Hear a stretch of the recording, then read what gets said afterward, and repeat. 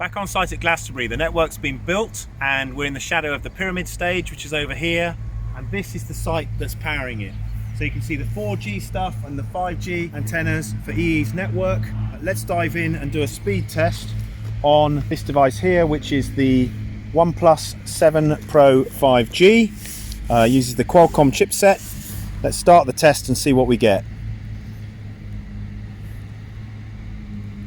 So 74, 130, 140, 176, 180, 190,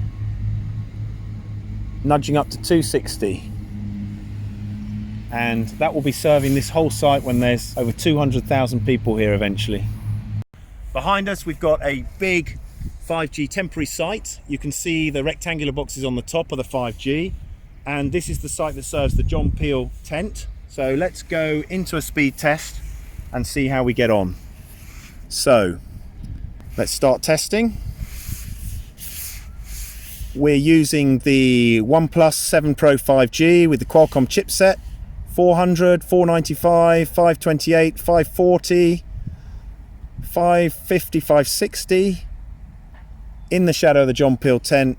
Pretty cool speeds, ready for the festival goers.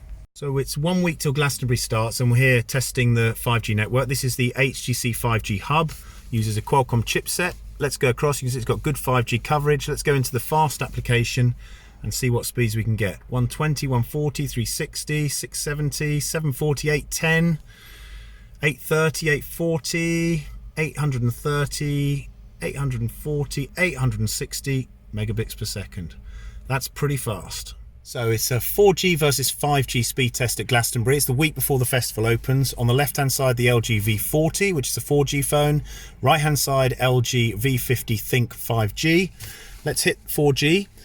Now there's loads of capacity on the network because no one's here yet. So we're getting basically all the bandwidth available, and we're already seeing there 260, 270 megabits per second. Let's go on to 5G and see what we get there. Immediately we're up to 200, 500. So you can see 5G is significantly faster. It's going to be very interesting to see in a week's time when we do the similar test what sort of performance that we get.